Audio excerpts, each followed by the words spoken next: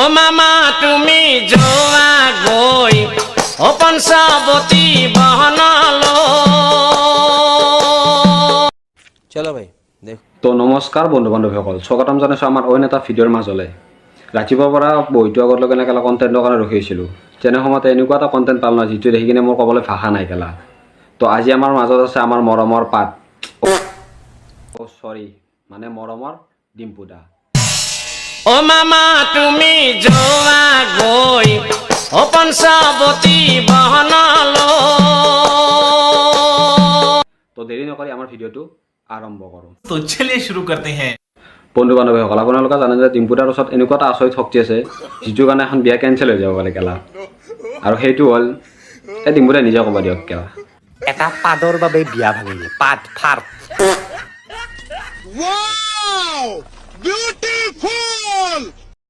দুয়ে দুয়ে পাঁচ, ডিম্পু দাৰ বাদত বেয়া পাঁচ।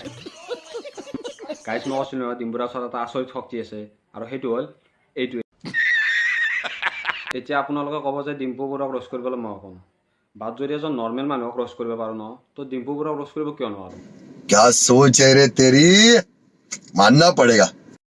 আৰু শুনক, এই পাত বোলা আচৰিত শক্তিটো ভগৱানে সকলো কৰিছে, কিন্তু ডিম্পু দাৰ ছাবস্ক্ৰাইবাৰ দেখি ন, ভগৱানে তেওঁক মৰমতে বেছিকৈ দিলে অলপ। তো আহি এই ভিডিঅ'টো শেষ হ'বৰে হ'ল।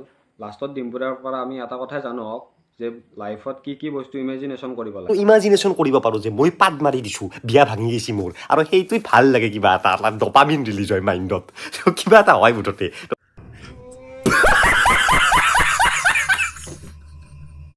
ৱাহ, লাইফত কি আচৰিত বস্তু ইমেজিনেশ্যন কৰিব লাগে কেলা।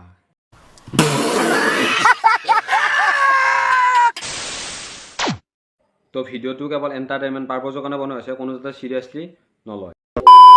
তো hey guys, thank U for ৱাচিং মাই ভিডিঅ'। যদি ভিডিঅ'টো চাই ভাল লাগিছে then subscribe, like, comment and share কৰিবলৈ নাপাহৰিব। নতুন কমেডি ড'জ ভিডিঅ'ৰ প্ৰতিশ্ৰুতিৰে আজিলৈকে tata, bye bye, love you all.